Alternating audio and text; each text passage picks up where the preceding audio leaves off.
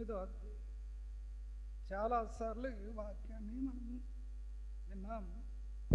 అయినప్పటికీ కొన్ని తలంపులు చూడాలి. మొదట వచ్చిన చదవండి.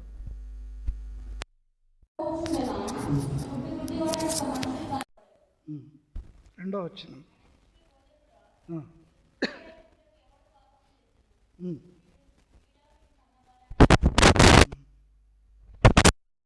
సరే, ఇప్పుడు యోహాను సువార్త 9వ అధ్యాయంలో మార్గమున పోతుండగా పుట్టి గుడ్డి అయిన ఒక మనుషుడు కనబడెను అని. ఒక వ్యక్తి కనబడని వాడు, కొంతమంది కనబడేవారు, ఇద్దరు కనపడతారు. ఇక్కడ గుడ్డివాడు అలా కనపడ్డాడు, గుడ్డివానికి వీళ్ళు కనపడలేదు. ఇది అక్కడున్న వ్యత్యాసం. 2వ వచనం.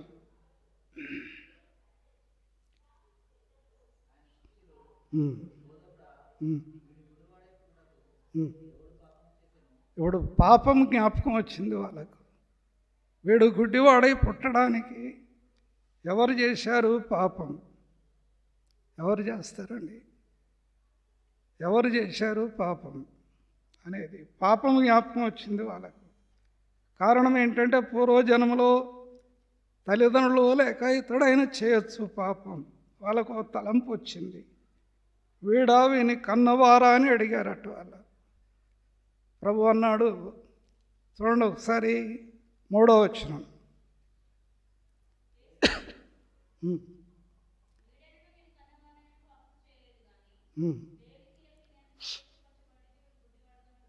దేవుని క్రియలు కనపరచుటకే గుడ్డివాడుగా పుట్టాడు, సాక్షిగా పుట్టాడు అన్నమాట. గుడ్డి వాళ్ళుగా ఎందుకు పుడతారు అనేది ఒకటి తలంపు ఉంది. పగలున్నంత వరకు నన్ను పంపిన వాని క్రియలు చేయాలి, క్రియలు బయలుపరచబడాలి, క్రియలు చేయాలి. తలంపు, క్రియలు బయలుపరచబడాలి, క్రియలు చేయాలి. ఈ గుడ్డివాడు క్రియలు బయలుపరచడానికి పుట్టాడు. యేసు ప్రభు క్రియలు చేయడానికి పుట్టాడు. తలంపు ఏంటంటే యెషయా గ్రంథం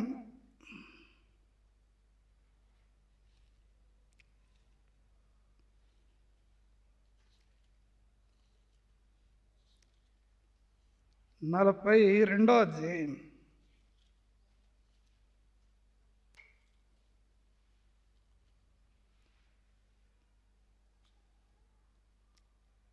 6వ వచనం.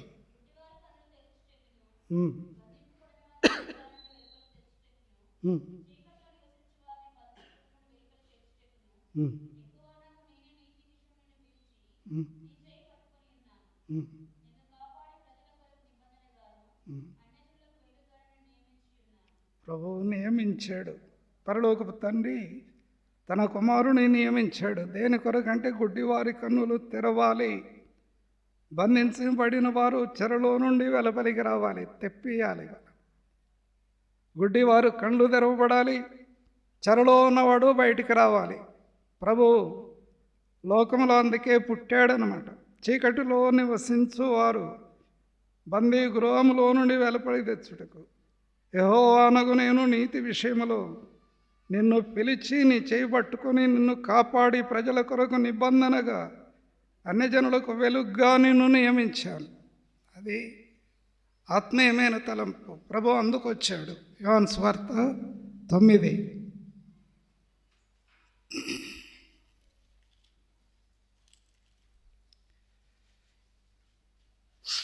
4వ వచనం.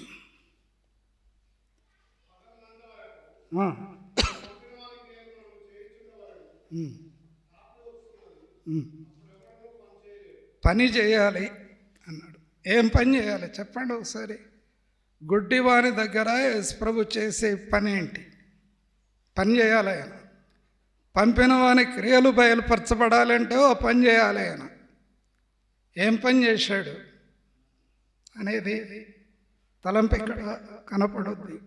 6వ వచనం ఆయన చేసిన పని చదువు.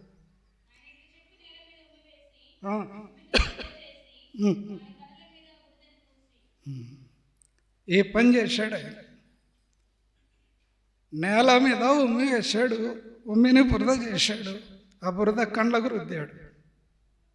ఆయన చేసిన పని ఇది. ఇప్పుడు సిలోమను కోనేటికి వెళ్ళి కడుక్కోమన్నాడు. ఇప్పుడు కడగాలి, ఇప్పుడు కడిగి సోప్ పొందాలి. ఓ పని చేశాడు.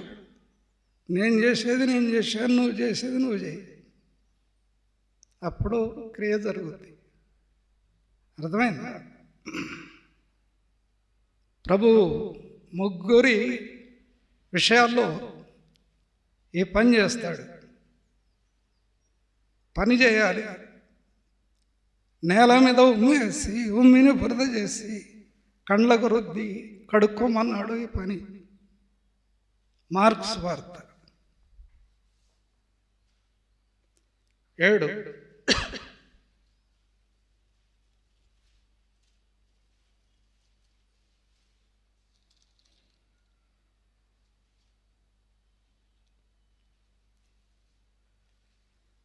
మార్క్స్ వార్త 7, 31, 32 చదవండి. అర్థమైంది. మార్కు 7, 31.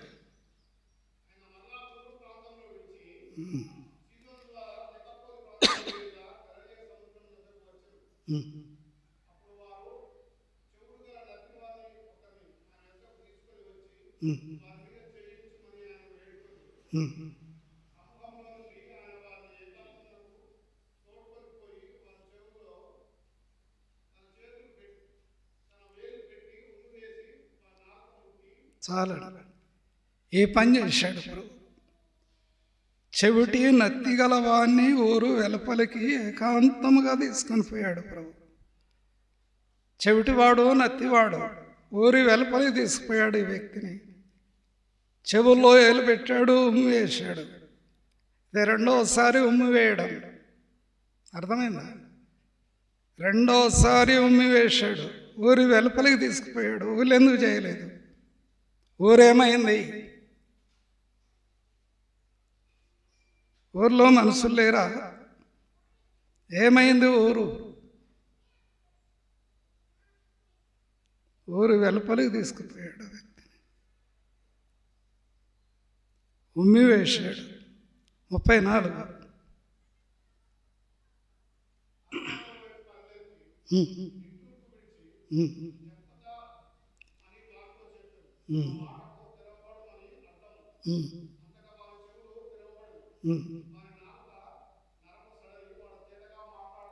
ఇది క్రియ. క్రియలు లేని విశ్వాసం మృతం. క్రియారూపకంగా దేవుని కుమారుడు, రక్షకుడు, బాగు చేసేవాడు, ఆదరించేవాడు, పరామర్శించేవాడు, పరలోకపు డాక్టరు, పరమ వైద్యుడు పనిచేస్తున్నాడు. ఇప్పుడు మార్క్స్ వార్త 8. రండి.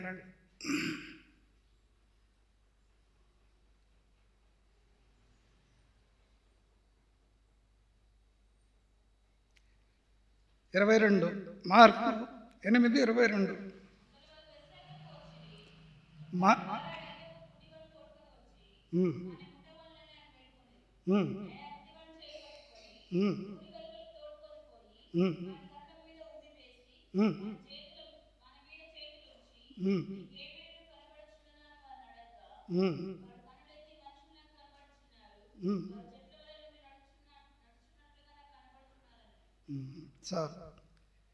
ఏ వ్యక్తిని కూడా ఊరు వెలుపలికి తీసుకుపోయాడట.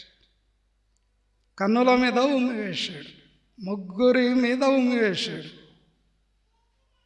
అర్థమైందా? ముగ్గురు వ్యక్తులు కనపడతారు, ముగ్గురి మీద ఉమ్మి వేశాడు ఆయన. ముగ్గురు అద్భుతంగా రక్షించబడ్డారు. అద్భుతమైన కార్యం జరిగింది. ప్రభు పనిచేసేవాడు. కాబట్టి యోహాను సువార్త 9వ అధ్యాయం, గుడ్డివాడు చూపు పొందాడు, విధేయుడు. యోహాను సువార్త 9.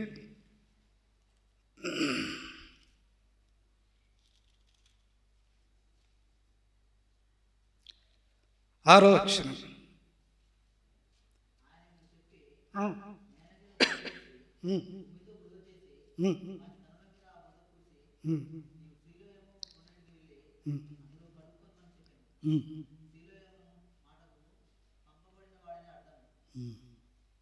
చదువు ఇంకా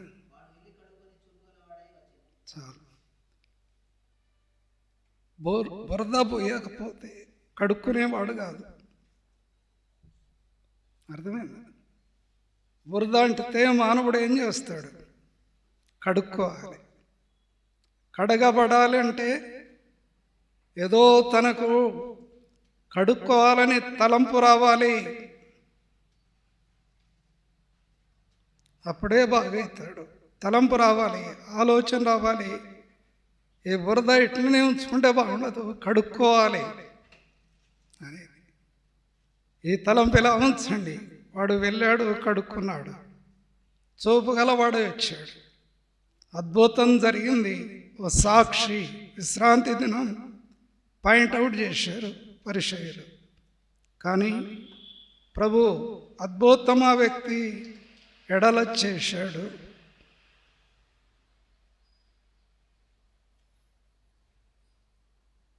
పద్నాలుగో వచనం.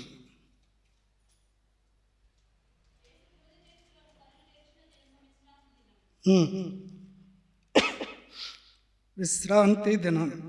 యెషయా గ్రంథం 58.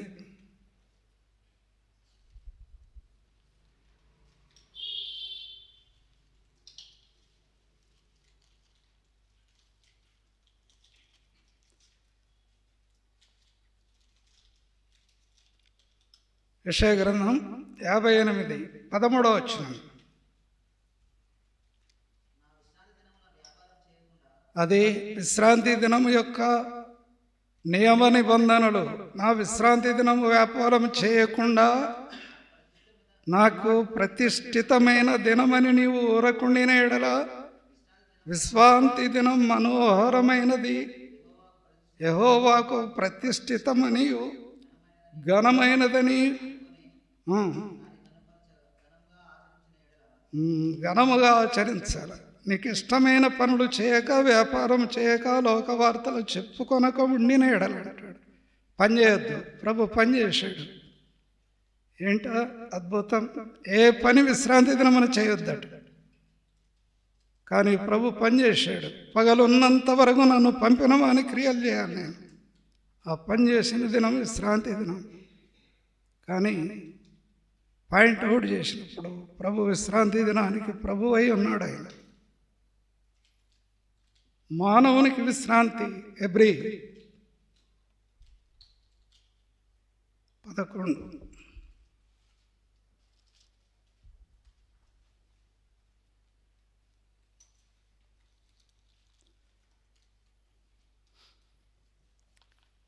హెబ్రీయులకు రాసిన పత్రిక 4వ అధ్యాయం. హెబ్రీయులకు రాసిన పత్రిక 4, 6వ వచనం.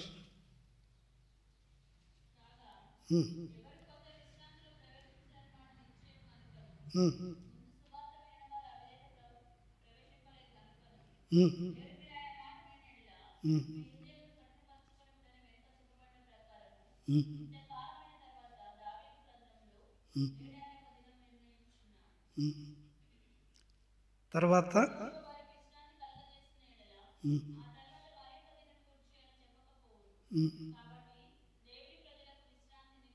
చాలా విశ్రాంతి నిలిచి ఉందట. వాళ్ళు విశ్రాంతి దినం వైపే చూశారు, కానీ విశ్రాంతి దినమును నియమించిన వారెవరు?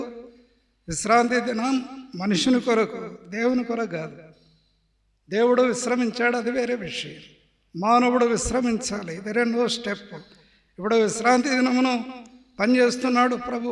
కారణం విశ్రాంతి దినానికి ప్రభు ఆయన అధ్యక్షుడు, ఆజ్ఞ ఇచ్చినవాడు, సమస్తానికి ఆధారభూతుడు. అన్నీ తెలుసు ఆయనకు.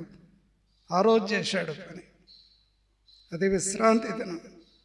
గుడ్డివాని కన్నులు తెరిచి సాక్షిగా సమాజం ఎదుట నిలవబెట్టాడు. అద్భుతమైన కార్యం జరిగింది. సాక్షి. కొంతమంది చూస్తున్న గుడ్డి వాళ్ళు ఉన్నారు. రండి 2వ రాజులు 6వ అధ్యాయం.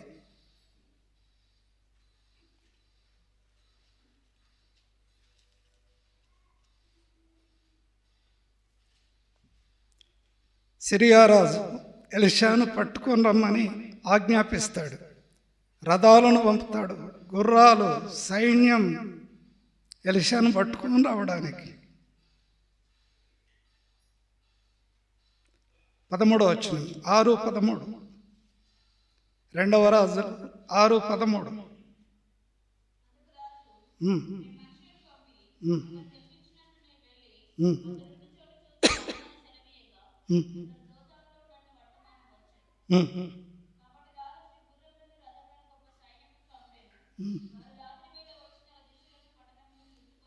చుట్టుకున్నారండి. ఎలీషా చుట్టూ, పట్టణం చుట్టూ రథాలు, గుర్రాలు వచ్చినాయి. పనివాడు పెందల కాడ లేచాడు. చూసేసరికి రథాలు కనపడుతున్నాయి, గుర్రాలు కనపడుతున్నాయి, సైన్యం కనపడుతుంది. ఎలీషా నిర్భయంగా ఇంట్లో ఉన్నాడు. గేహాజీ పనివాడు పెందల కాడ లేచాడు. ఎలీషాను పట్టుకొని రావడానికి సిరియా రాజు పంపిన రథాలు, గుర్రాలు, సైన్యం సమూహం దిగింది పట్టణం చుట్టూ. అప్పుడు 15వ వచనం.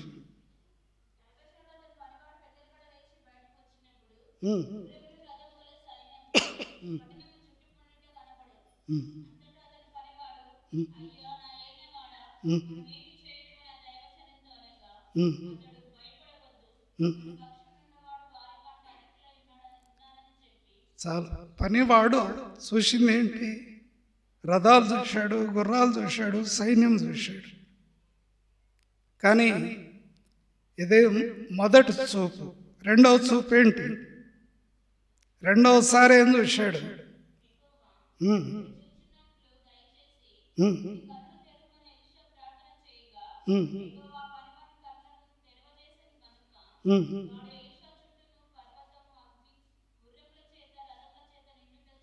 ఇది 2వసారి చూపు. మొదట చూశాడు, 2వసారి చూశాడు. మొదటేం చూశాడు? లోక సంబంధమైన సైన్యాన్ని చూశాడు, గుర్రాలు చూశాడు, రథాలు చూశాడు. 2వసారి ఏం చూశాడు? ఒకే వ్యక్తి ఒకే సమయంలో 2 విధాలుగా చూశాడు. అర్థమైందా? ఒకటి ప్రకృతి సంబంధమైంది, ఆత్మ సంబంధమైంది. దృష్టి అవసరం మానవునికి. ఈనాడు మానవులు దేవుని ఎందుకు చూడలేకపోయారు? ఎందుకు గుర్తుపట్టలేకపోయారు దేవుణ్ణి?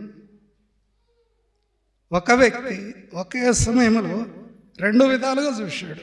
ఒకటి భూ సంబంధమైన సైన్యం, 2వది పర సంబంధమైన సైన్యం. 2 చూశాడు. చూడని వారు చూడాలి, చూసేవారికి ఆశ్చర్యం కలగాలి. ఇది బైబిల్ మర్మం. పౌలు 3 రోజులు ఉపవాసం ఉండి గుడ్డివాడయ్యాడు. 9వ అధ్యాయం అపోస్తలులు.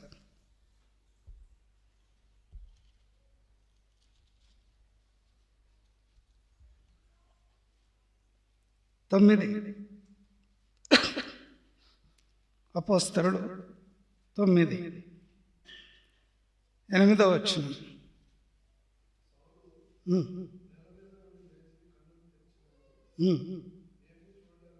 చాలండి.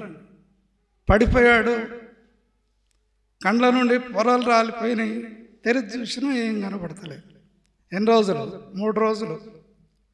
స్వరం విన్నాడు, కళ్ళు కనపడవు సౌలుకు. అర్థమైందా? గుడ్డితనం అంటే ఇదండి. ఎవరు గుడ్డివారు? ఎవరు చూసేవాళ్ళు? ఎవరు చూడని వాళ్ళు? 3 రోజులు కన్నులు తెరిచి చూడలేకపోయాడు, స్వరం వింటున్నాడు. వినాలి. హెబ్రీయులకు రాసిన పత్రిక.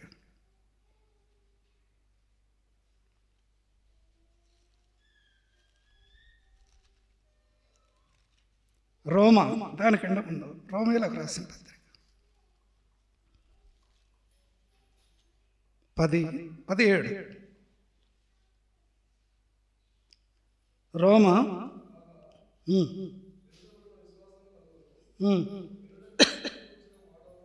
చాలండి. సౌలు దేవుని స్వరాన్ని విన్నాడు, ప్రభు స్వరాన్ని చూడలేదు. 2 విధాలుగా మాట్లాడతాడు పౌలు. నాతో ఉన్నవారు చూశారు, వినలేదు, విన్నారు, చూడలేదు, ఇలా మాట్లాడతాడు అన్నమాట సౌలు. దేవుని స్వరాన్ని, ప్రభు స్వరాన్ని విన్నాడు కానీ ప్రభుని చూడలేదు. కళ్ళు కప్పి స్వరం వినిపించాడు ప్రభు. ఒక వ్యక్తి విధేయుడు కావాలంటే కళ్ళు కప్పబడి స్వరం వినాలి. వినడం ద్వారా విశ్వాసం. చాలాసార్లు ప్రభు సన్నిధిలో ఆత్మీయంగా బలపడడానికి స్వరాన్ని వినిపిస్తాడు, మార్పు కలిగిస్తాడు. యోహాను సువార్త 9వ అధ్యాయం, సండే స్కూల్ పాఠం కాదు ఇది, రెండోసారి 9.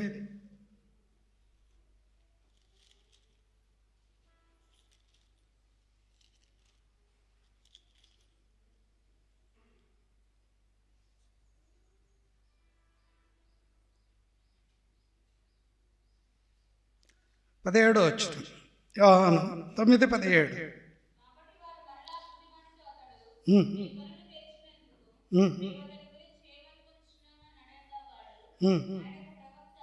చాలు. ఒకటి డాక్టర్గా చూశాడు గుడ్డివాడు ప్రభువును, రెండవది ప్రవక్తగా చూశాడు, మూడవది రక్షకుడుగా చూశాడు. అర్థమైందా?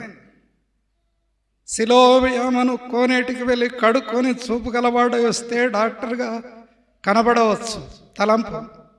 రెండవది ఒక అద్భుతమైన శక్తి ఈయనలో ఉన్నది కాబట్టి ఈయన ఒక ప్రవక్త కావచ్చు అనుకున్నాడు. మానవుడిగా కనబడి దైవ ప్రత్యక్షత కలిగిన ఒక మానవుడిగా కనబడుతున్నప్పుడు ప్రవక్త కావచ్చు అనుకున్నాడు.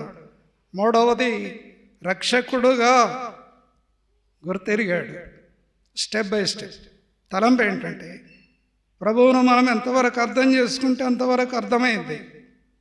ఆత్మ గ్రహింపు, ఆత్మ ప్రత్యక్షత, ఆత్మ తెలియజేసే విధానం.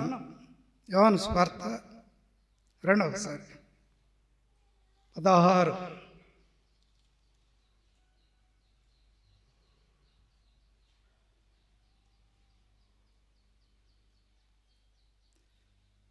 దానికంటే ముందుగా 15 అండి. యోహాను సువార్త 15, 26 వచ్చిన.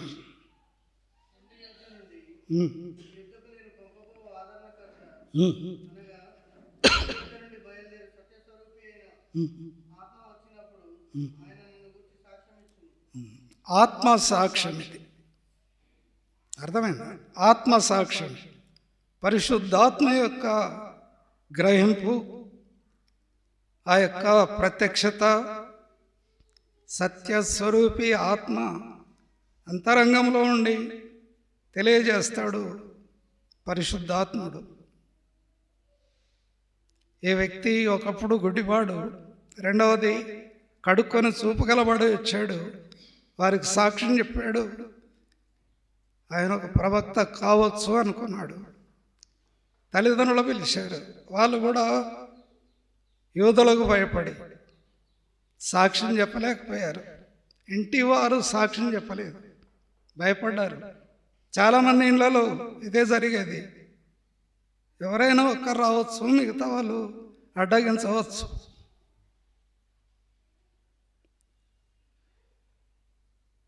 ఎలా సాక్ష్యం చెప్తారు ఇంటి వారి గురించి? కన్న తల్లిదండ్రులండి, వాడెవడో మాకు తెలియదు, ఎట్లా కన్నులో తెలియదు, వయసు వచ్చిన వాడు అడగండి చెప్తాడు. ఇది విట్నెస్ తల్లిదండ్రులది. రక్తమందులు కన్నవారు కడుపున పుట్టిన వారిని గురించి సాక్ష్యం చెప్పలేకపోయారు.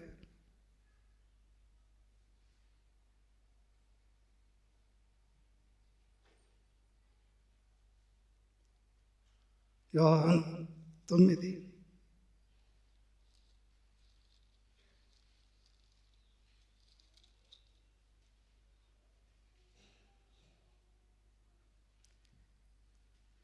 22 అండి.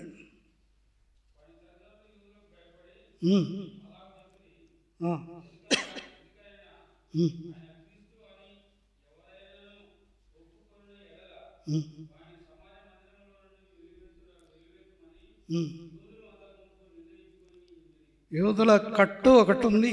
యేసు ప్రభువుని నమ్మితే, ఆయన గురించి సాక్ష్యం ఎత్తి సమాజంలో నుండి వెలివేస్తాం. చాలాసార్లు ప్రభువు నమ్మిన బిడ్డల ఇంటివారు కూడా అసహించుకొని ఇంటివారు వెలివేసిన సందర్భాలు ఉన్నాయి. మహారాష్ట్రలో డాక్టర్గా చదివి బైబిల్ పట్టుకొని బాత్రూమ్కి వెళ్ళి చదివి ప్రార్థన చేసుకుని బయటకు వచ్చింది. కారణం భయం. తలంపు ఏంటంటే ఇంటివారు కూడా సాక్ష్యం ఇవ్వలేకపోతారు. నీ సాక్ష్యం నా సాక్ష్యం ఎలా? యోహాను సువార్త 4వ అధ్యాయం.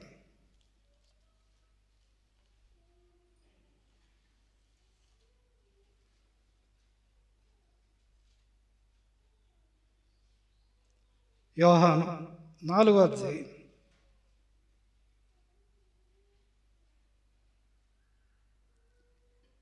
23వ వచనం. యథార్థముగా ఆరాధించాలి. రియల్ వర్షిప్ అన్నమాట. యథార్థంగా ఆరాధించాలి. అనుభవంతో కూడిన ఆరాధన, ఎక్స్పీరియన్స్. అంతరంగంలో కార్యం జరిగి ఆత్మీయమైన వెలుగు వచ్చి దైవ శక్తిని పొంది సమాజం నిలిచి సాక్ష్యమిచ్చి ప్రభువును గణపరిచిన వ్యక్తి గుడ్డివాడు. తల్లిదండ్రుల పక్కన పెడితే, లోకాన్ని పక్కన పెడితే, ఊరిలో నుండి బయటికి తీసుకునే వ్యక్తి, ఆ వ్యక్తి బాగుపడితే ఊరిలోనికి వచ్చి సాక్ష్యం చెప్పాడు. ఇదే విట్నెస్. ఊరి వారందరూ కూడా ప్రభువునందు విశ్వాసం ఉంచకపోవటం ద్వారా ఆ వ్యక్తిని ఊరి వెలుపలికి తీసుకుని వెళ్ళి కార్యం జరిగించాడు.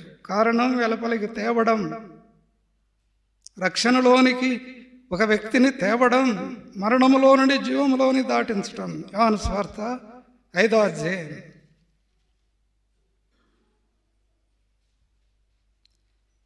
24వ వచనం.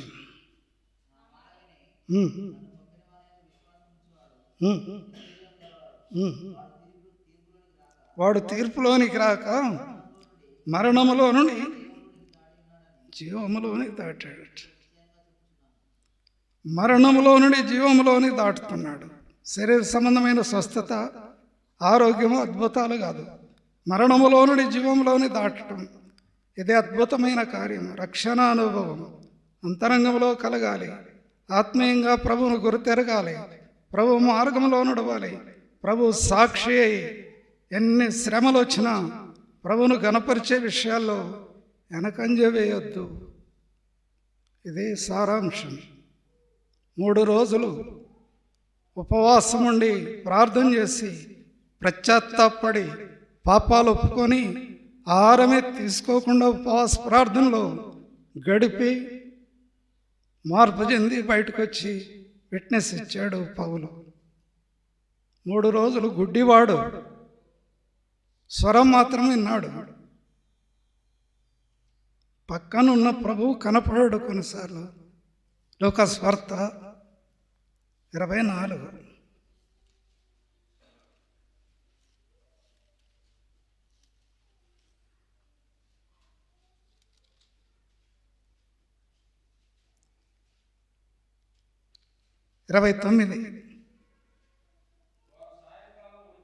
కావచ్చింది.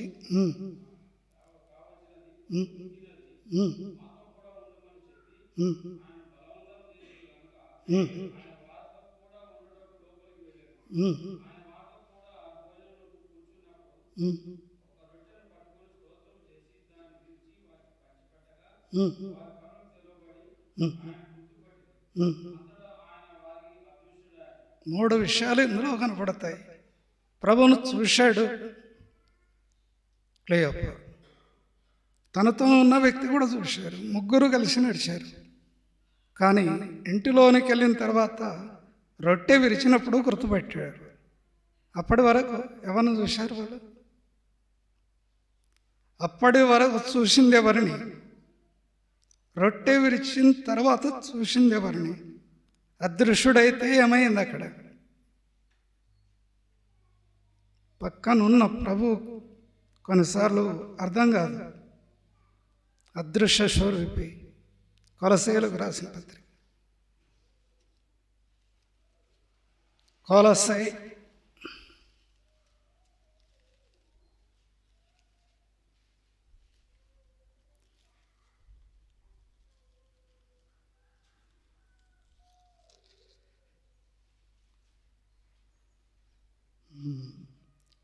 1వ అధ్యాయం, కొలస్సీయులకు రాసిన పత్రిక 1వ అధ్యాయం 13వ వచనం నుంచి చదవండి, అర్థమైంది.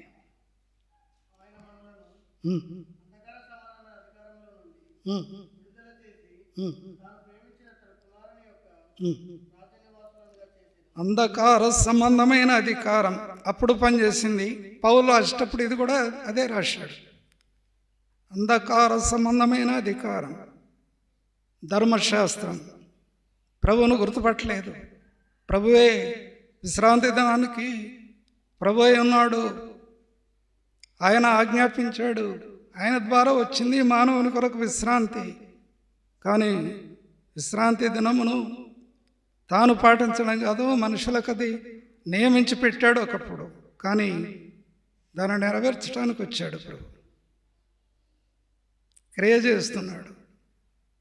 ఒక వ్యక్తి గుడ్డివాడై దేవుని చూడక మానవుల ఎదుట నిందకు, అవమానానికి, నిర్లక్ష్యానికి గురైన వాడు, నిరీక్షణ లేనివాడు, ఇతరులకు చేజాపేవాడు, అడుక్కునేవాడు, అందరూ ఈసడించేవాణ్ణి ఒక ఉన్నతమైన స్థాయికి తేవడానికి వచ్చాడు.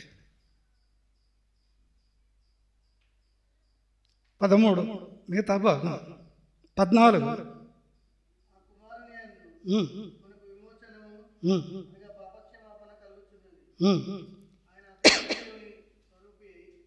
చాలండి. అదృశ్య దేవుని స్వరూపేట. అదృశ్యం అంటే అర్థం ఏంటి? కనబడదు. మూడో వ్యక్తిగా నడుస్తున్నప్పుడు కనబడలేదా? కనబడ్డాడు. కానీ అదృశ్య రూపంగా ఆ మానవుడుగా కనపడ్డాడు. వాళ్ళు రొట్టె విరిచినప్పుడు అర్థమైంది వాళ్ళకు. దృశ్యం చూడని వారు చూడాలి, చూసేవారు గుడ్డివారు కావాలి. ఇదే మర్మం, దైవ మర్మం ఇది. కాబట్టి మూడో వ్యక్తిగా నడుస్తూ ఆ యొక్క ఆమెడు దూరం ప్రయాణం చేసి ఇంటిలోనికి వెళ్ళి రొట్టె దగ్గరికి వచ్చి ప్రార్థన చేసి రొట్టె విరిచినప్పుడు కళ్ళు తెరవబడ్డాయి. అప్పటి వరకు మూడో వ్యక్తిగా మానవునిగా చూశారు ఆయన. యోహాను సువార్తలో మరియ కూడా పక్కనే ఉన్న ప్రభువును చూసి తోటమాలి అనుకుంటుంది. కొన్నిసార్లు అర్థం కాదు. మన ప్రభు మన పక్కన ఉంటాడు. కొన్నిసార్లు యోబు చెప్పాడు, ఆయన నా చేరువ వెళ్తున్నాడు, నాకు అర్థం కావట్లేదు.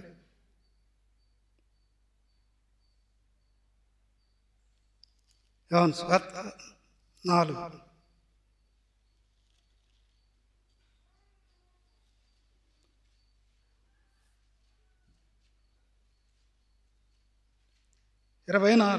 వచనం అందరం కలిసి చదువుదాం. యోహాను సువార్త 4:24.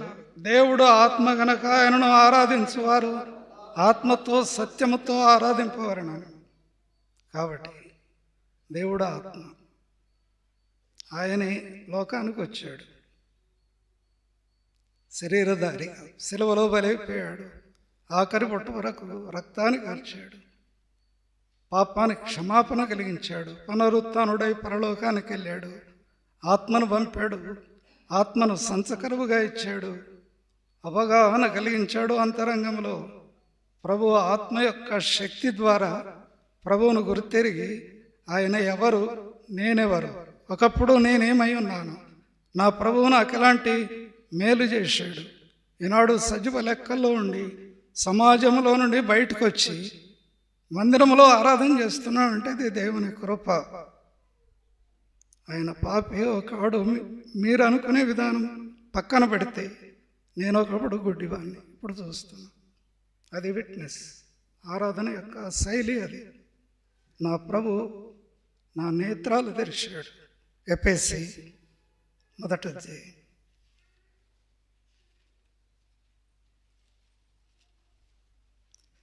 17వ వచనం. ఎఫెసీ 1వ అధ్యాయం 17వ వచనం. ఏ నేత్రాలు వెలిగించబడాలి? మనోనేత్రాలు వెలిగించబడాలట. మానవునికి మనోనేత్రం దేవుడిచ్చాడు, అది వెలగాలి. గేహాజీకి బాహ్య సంబంధమైన నేత్రాలు ఎలీషా ప్రార్థన చేస్తే మనోనేత్రాలు వెలిగించబడ్డాయి. పౌలు ఉపవాసం ఉండి 3 రోజులు ఉపవాసం ఉండి ప్రార్థన చేస్తే బాహ్య సంబంధమైన నేత్రాలు మూయబడి అంతరంగపు స్వభావము మార్పు చెంది ఆత్మీయమైన నేత్రాలు వెలిగించబడి ప్రభువును కన్నులారా చూశాడు. ఆత్మీయమైన దృశ్యం ఆరాధన చేస్తాడు. ఒకప్పుడు దూషకుడును, హింసకుడును, హానికరుడును నా కొరకు నా ప్రభు సిలువలో బలైపోయాడు. స్వరం విని ఆత్మ గ్రహింపు కలిగి అంతరంగపు స్వభావం మార్చబడి మనోనేత్రాలు వెలిగించబడి ప్రభువును కన్నులారా చూసి ఆరాధన చేశాడు. అది శైలి ఆరాధన. గేహాజీ కూడా అంతే, పౌలు అంతే. కాబట్టి మనం కూడా అంతే. ప్రకటన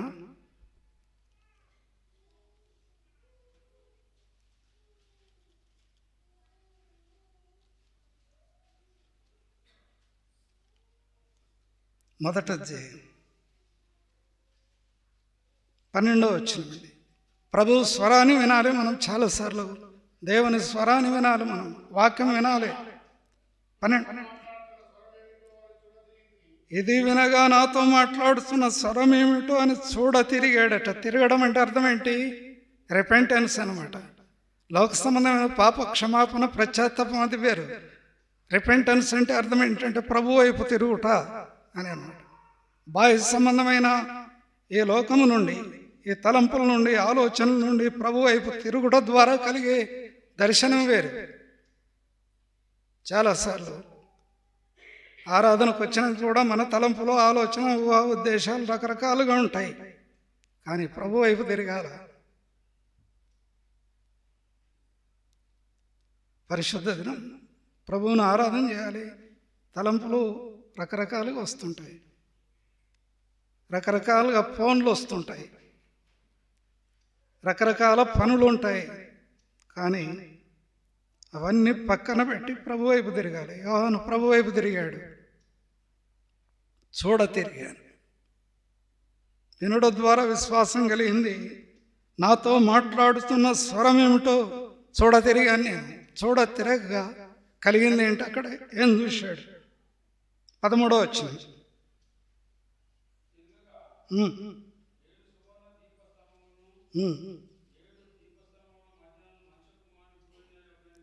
అదే చూశాడు అనమాట. అంతకుముందు ఏం చూశాడు మరి? నా కుటుంబం ఏంటి, నేనేంటి, చెరసాల ఏంటి అన్నాడు. ఏంటి ఈ వాతావరణం? చూడ తిరిగాను. ఇప్పుడు ప్రభు తిరిగాడు ఆయన. చూడ తిరగగా కనబడింది ఏంటంటే దీపస్తంభము కనబడింది, వెలుగు, వాక్యం. రెండవది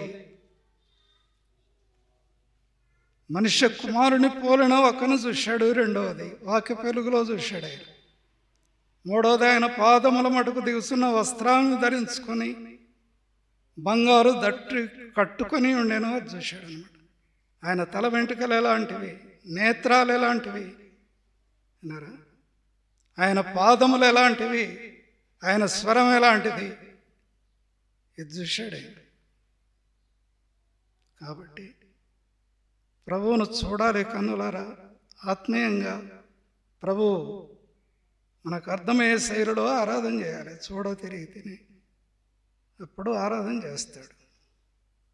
కాబట్టి మనం కూడా ప్రభువునందు విశ్వాసం ఉంచిన మనం ఆరాధన యొక్క భావం ఏంటంటే, ఒకప్పుడు గుడ్డివాన్ని ఇప్పుడు చూస్తున్నాం. ఒకప్పుడు అంతరంగంలో మార్పు కలగలేదు.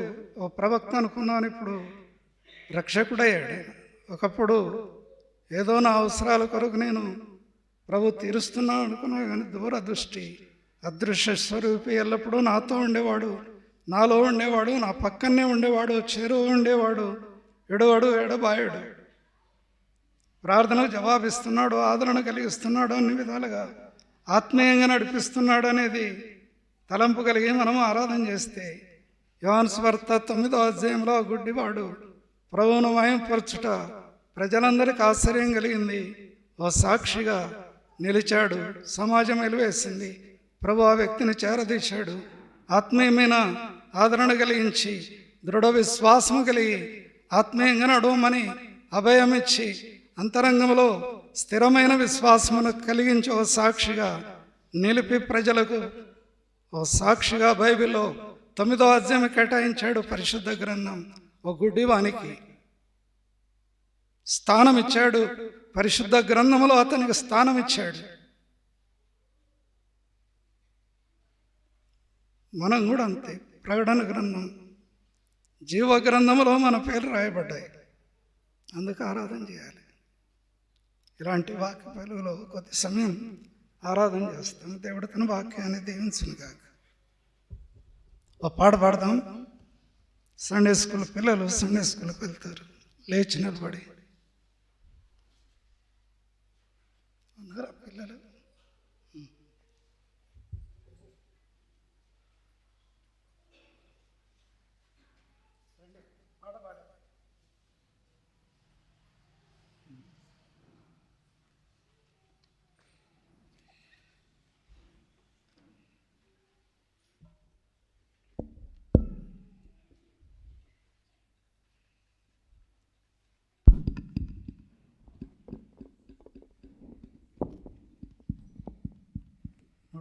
ఏదో పాట పాడతాం.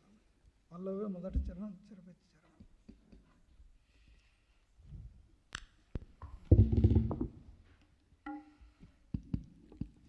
పాట సంఖ్య 185. పాత పాటల పుస్తకం అయితే పాట సంఖ్య 183. పాత పాటల పుస్తకం అయితే పాట సంఖ్య 710. పాడేదాము నీ స్తుతులను మహాప్రభువా, పాడేదాము నీ స్తుతులను మహాప్రభువా, నిన్ను మేము పూజించెదము శ్రద్ధ భక్తితో, నిన్ను మేము పూజించెదము శ్రద్ధ భక్తితో, పాడేదాము నీ స్తుతులను మహాప్రభువా, పాడేదాము నీ స్తుతులను మహాప్రభువా. ధనవంతుడవగు నీవు సర్వము మా కొరకు నిచ్చే, ధనవంతుడగు నీవు సర్వము మా కొరకు నిచ్చే, ధనవంతులుగా మమ్మల్ని పేదవైతివే, ధనవంతులుగా మమ్మల్ని పేదవైతివే, పాడేదాము నీ స్తుతులను మహాప్రభువా, పాడేదాము నీ స్తుతులను మహాప్రభువా. పరాక్రమశాలి వై ప్రభు, సజీవుడవై లేచితివి, పరాక్రమశాలి వై ప్రభు, సజీవుడవై లేచితివి, మరణమును జయించితివి, విజయుండవై, మరణమును జయించితివి, విజయుండవై, పాడేదాము నీ స్తుతులను మహాప్రభువా, పాడేదాము నీ స్తుతులను మహాప్రభువా నిన్ను మేము పూజించెదము శ్రద్ధ భక్తితో నిన్ను మేము పూజించెదము శ్రద్ధ భక్తితో పాడేదాము నీ స్తుతులను మహాప్రభువా పాడేదాము నీ స్తుతులను మహాప్రభువా.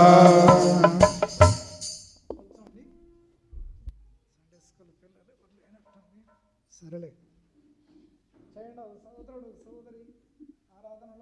సమయం సండే స్కూల్ పిల్లలు లేరు చేయండి.